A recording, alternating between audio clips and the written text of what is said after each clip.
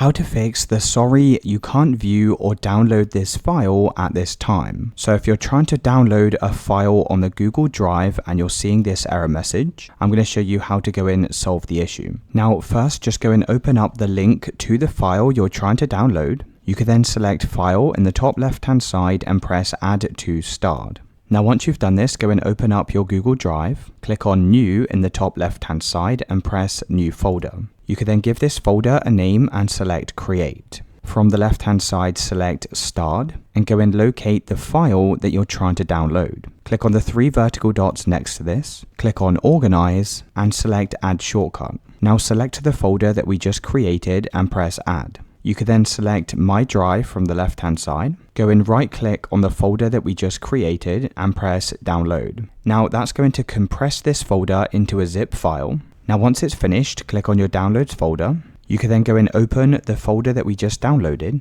and inside of the folder you'll find your downloaded file.